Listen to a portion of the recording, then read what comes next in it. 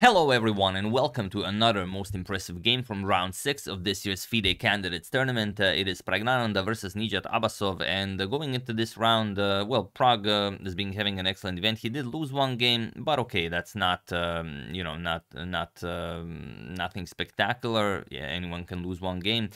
He did lose to Gukesh in round 2, and Nijat going into this round, he lost 2 games also to Gukesh and to Fabiano Caruana. But okay, both Vidit and Alireza have also lost 2 games going into round 6, so it's not terrible, and the tournament is still young. But what I find very interesting about this matchup is who their seconds are. Praggnanandhaa's second is Peter Svidler, and Nijat Svidler is the #1 Azerbaijan player, Shahriar Mamedyarov, and it's sort of like a battle between Mamedyarov and Svidler in terms of preparation and what the players are bringing into the candidates tournament. And of course, everyone knows that head-to-head score between Svidler and Mamedyarov is out of the 21 times they faced each other in classical chess, 4 wins for Mamedyarov, 4 wins for Svidler, and 13 games ended in a draw. So they are equal, and now it's a great opportunity to get one against the other guy. Now, that being said, let's check out this very nice game, as a lot is at stake here. We also have a very nice photo of the matchup. There you have it, Prague on the left. A few moves have been played. Nijat with the black pieces enjoying the opening phase of the game, so nothing out of the ordinary in the photo. If you spot anything, make sure to comment in the comments, because, in most of these photos, I failed to find anything weird, but you guys always spot something weird. But, more people, more weirdness, I guess.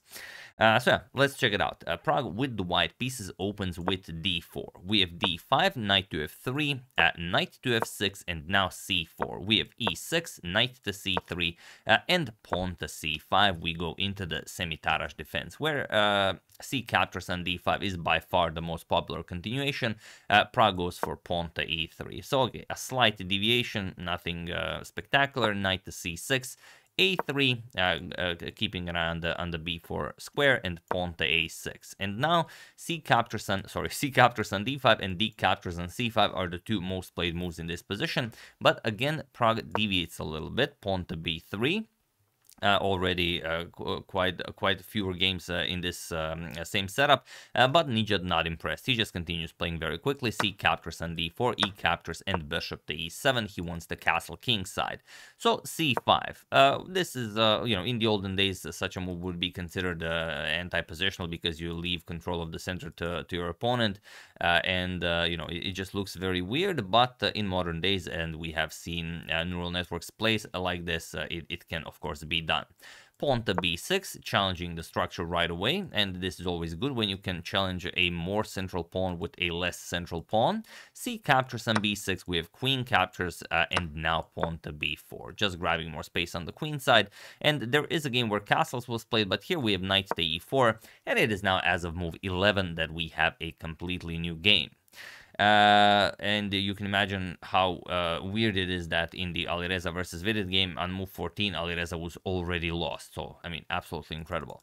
And here we have knight to a4. Of course, you don't want to trade, making it easy for your opponent, and you don't want to trade by knight captures on c3 or by knight captures on e4, because if you trade like this, well, you're just going to lose this pawn now that the knight is kicked away. So, but Prague did prepare the c5 square for his knight, so knight to a4 will come with an attack on the queen to b8, and now first bishop to e2, preparing the castle. Both players castle, and now bishop to f6, putting pressure on the d4 pawn. Plus the rook is on a1, so it's a great bishop. And the bishop to e3, adding another defender. Knight to e7, now going for the f5 square to put more pressure on the center, and knight to c5. And of course, again, you cannot trade here. Trading here would just give Prague a passed c-pawn, which is too much. So knight to c3, attacking the queen and the bishop. So a bishop will be eliminated from the board. Queen to d2, knight captures with check. Queen captures, and now knight to f5, putting pressure on the dark square bishop as well. Rook 8 to b1, and now pawn to e5. You could also try some other ideas like keeping the position closed like this. You could just bring the bishop back, bishop e7, bishop to d8, and maybe try to even remaneuver it with something like bishop d8, bishop to c7. But also you should consider moving your pieces from the back rank to connect your rooks. As you can see, Prague's pieces are already developed quite harmoniously. So pawn to e5 by Nijat, opening up the center, and some would say this is a bit reckless without finishing development first, but okay, this is modern chess. Maybe you could also consider this to be a developed position. So d captures on e5, bishop captures, now putting pressure on the h2 pawn with this queen bishop battery, and rook f to d1, just going after the d pawn.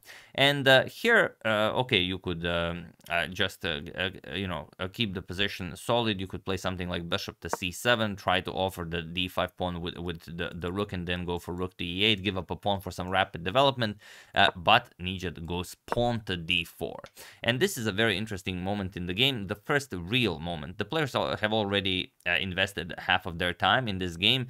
Prague has 59 minutes going into this, Nijat 57 minutes, and the question is, can you capture the pawn? Of course, what Nijat wants is for Prague to move the knight from the defense of the h2 pawn and capture on h2. And this is very interesting. To give you an example, if bishop captures on d4, knight captures, and bishop captures on h2 check, let's say king h1, and you move the bishop, the engine says that this is better for white, it gives white a +1. Now, for us humans, that does not mean all that much. Now, what I can take from the position is that white is far better in development. Like we said, black still has to move the bishop and the queen to connect the rooks. And also, if you trade all the pieces of the board, then white would just be left with a 2-to-1 advantage on the queen side. So, taking those things into consideration, that's probably that +1. But, it doesn't matter whether the engine gives +0.5, +1, +1.5. It's either winning or it's not. So that also something to be considered. But in the hands of a human, this would be very, very hard to play for black, but also not easy to win for white if you're forced to play the absolute best move every time. So Prague goes for a more practical decision. He plays bishop to g5. And okay, the bishop is now hanging. You have to deal with that. We have bishop back to d6 and now pawn to g4. Beautiful move by Prague. Looks like it cannot be played, and it really shouldn't be played because you're opening up your king's position with the bishop pair on the board. But it is, in fact, the strongest move recommended by the engine. And one of the reasons for it is that the knight has no squares. You can't go here, can't go here, can't go here, can't go here. You can go here, but that would just be weird. And also, e7 is covered twice by the bishop and by the queen. So the only good reply is to challenge the bishop with f6 or with h6. Both can be played. h6 is a little bit better, and this is what Nijat plays. But now queen to e4, saying, okay, now you have to trade as your knight still can't go anywhere. So he does. H captures on g5 and the g captures on f5. The queen also guarding the f5 pawn now. We have rook to a7. If you move the queen, the rook might be in trouble. So rook to a7, but also to help out with the defense, and also maybe rook to e7 can be played. Now comes rook captures on d4, just putting pressure on that bishop. And now pawn to g4. This was, if the plan was rook to e7 really should have been played and followed by something like bishop to f4.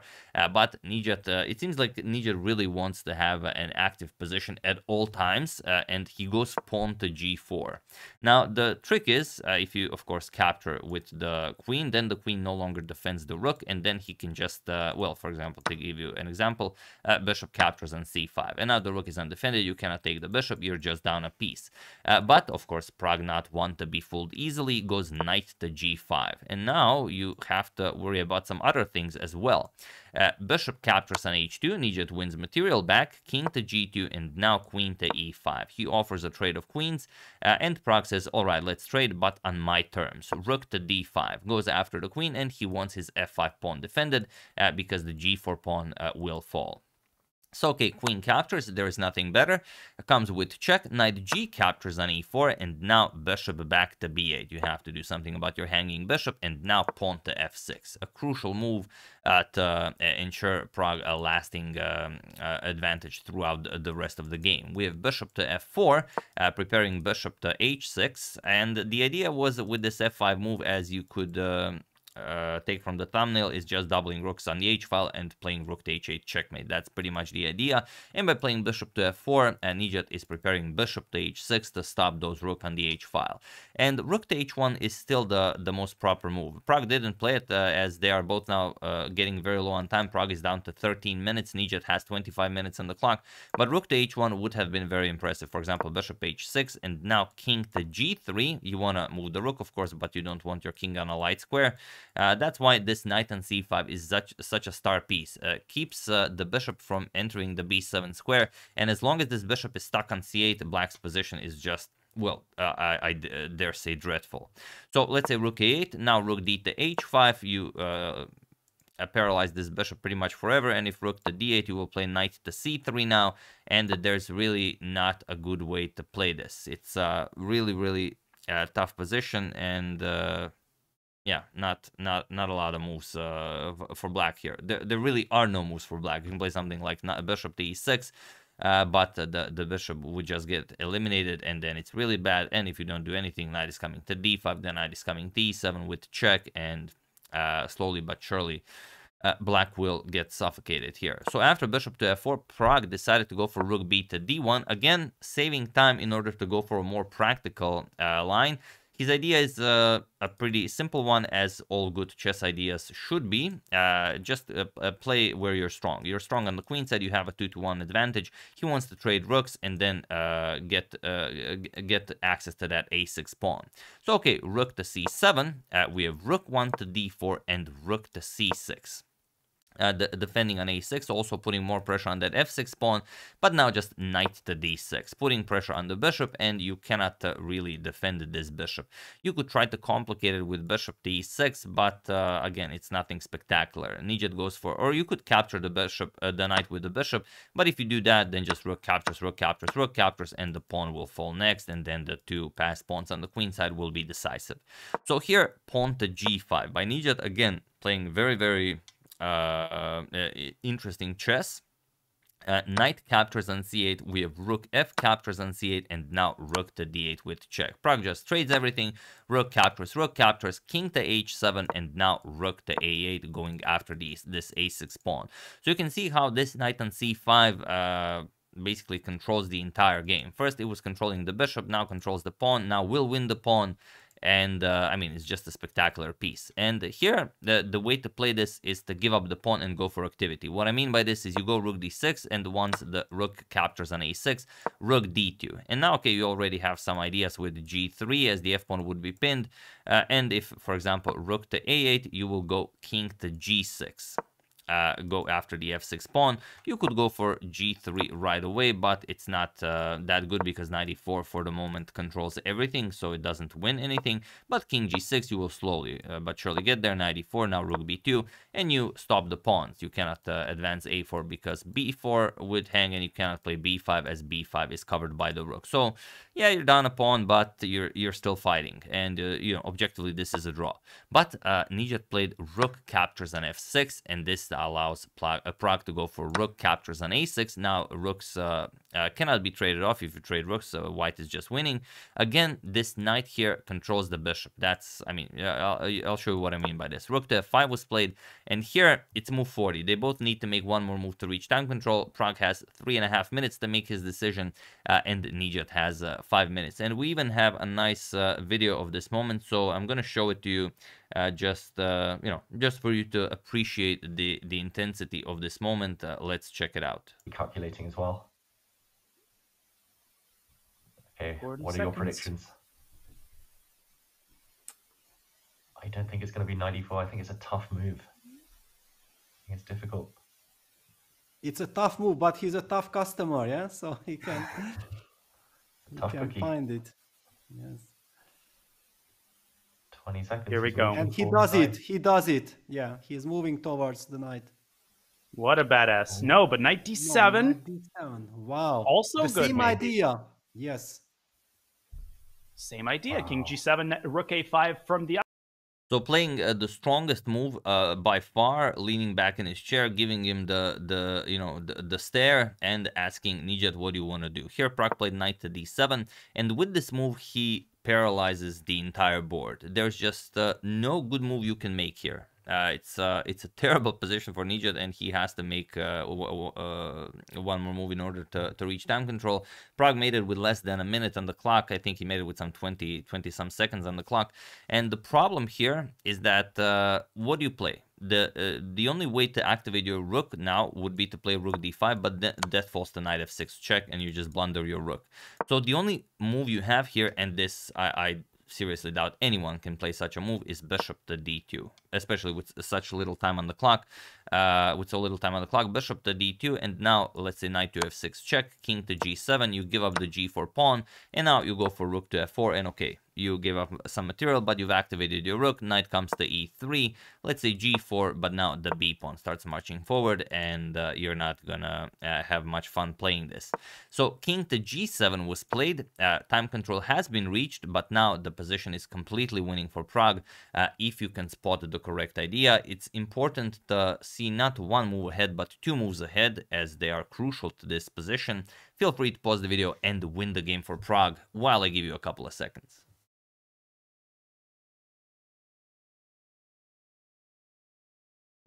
So for those of you who were able to do it, congratulations on realizing that black has 0 active moves. And for those of you who just want to enjoy the show, it is rook to a5. This is the move that wins the game for Pragg. And the reason for it being, the rooks cannot be traded. Look at this. If rook captures, pawn captures, then look at how this knight again dominates the other bishop. First, it was dominating the light square bishop for the entire game. Now it even dominates the dark square bishop. There's no way, as it's a dark square bishop, there's no way for you to gain control over the a7 square. Even if you wanted to sacrifice the bishop for the pawn to gain some time, maybe to push some pawns, even though it wouldn't help you, this square is covered, you can't go there, this square is covered by the pawn. If you go here, you can, but this square is again covered by the knight. You can go here, but this square is covered by the knight, and this square is covered by the knight. So there's no way you can ever capture this pawn. So of course, rooks do not get traded. King to g6 is played, and now another a very important move for Pragg, because if you don't play it, you will not be winning this game, and that is pawn to a4. Those are the two moves you had to see, because the b pawn, remarkable, but will not be a part of this game, an important part, but you will move the rook and then advance the a pawn, as the bishop has access to b8, but the bishop does not have access to a7.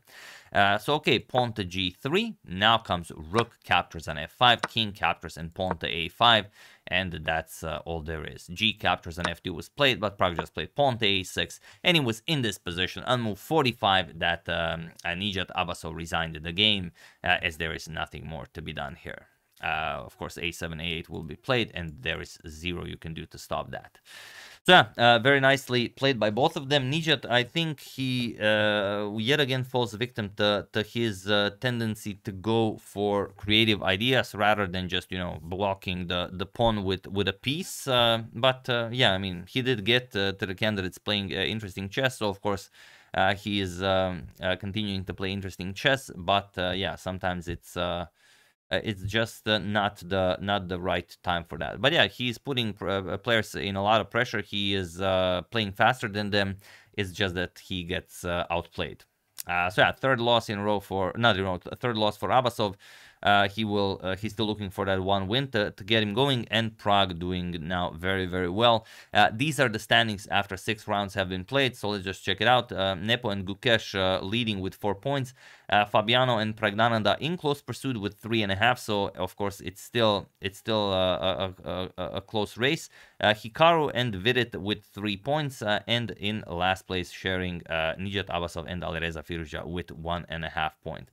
So not going to be easy for them, but we still have the other half of the tournament. So yeah, one more round and then the other half of the tournament. Very much looking forward to that as well, as you know, players will have prepared something with the other color as well. So yeah, it seems that for this one, Peter Svidler takes one away from Mamedyarov, but you know, there's still the other half of the tournament. And also, what I wanted to share in this video with you, we have made some improvements on our chess learning app, the Mproov, and we've released the new version. So for those of you who are trying it, I would very much like to know what you think. And for those of you who still haven't tried it, I will put a link to it. Will be the second link in the description below. Now, another big news is that we have invited a young player from Croatia. He's 12 years old. His name is Ivano Mocic. You probably have heard of him, as I've made a video on him where he defeated Magnus Carlsen, Jani Pomnici, and all of the other players participating in the Grand Chester when they were in Croatia. Also, Kasparov played in that simultaneous exhibition. He defeated them in a simultaneous exhibition. If you still haven't seen that game, will be the first link in the description below, so you can check that out. So he is the first official chess player on Team Mproov, and we are very much looking forward to following his progress on becoming a grandmaster, and maybe even well, who knows, a 2750 player one day, as he's progressing rapidly. He loves chess. I mean, his favorite player is Mikhail Tal, so you know that he's on a right path. And yeah, if you guys want to support him and check out his progress as well, also try out our app and you know, give us your thoughts on that. Now, well, what we've improved on the app so far is that we've added something called a golden thread, so you don't have to just evaluate yourself and go into the app, where the app will serve you content, which is the way the app usually works, to improve you, but there will also be a golden thread. It's a series of 21 videos, I think it's 21, where everything is already prepared for you. So you should do these 7 videos to master the opening phase of the game. You should do these 7 to master the middle game, and also these 7 to master the end game, and you know, repeat until you have truly mastered them. And also we've now added in-app browsing, so every time you have to solve something, you don't have to leave the app and open up another app. You can now do everything within the app. And we've also increased the number of action items in the app, as some of you have already completed all of them, even though there are some 40,000 action items. So yeah, that's some additional news. By downloading the app, and also if you become a full member, you are also helping out Ivano on becoming a grandmaster and a top 10 player. So yeah, we're doing good work. Hope you guys are appreciating it, and yeah, leave us some of the comments on that as well. So yeah, that's the game. Hope you guys enjoyed it. I would like to thank Thomas Keller, William Smith, Thomas Zigeri, Thomas Dernoga, and MPU Consulting for a contribution to my channel. Thank you a lot. I really appreciate it. As usual, you can check 2 of my previous videos here. Thank you all for watching, and I will see you soon, continuing the coverage of the FIDE Candidates Tournament until it finishes. So thank you all. I will see you soon, and have an excellent rest of your day. And you haven't seen Ivano defeat all the strongest players in the world, first link in the description below. It's an immaculate game. See you soon.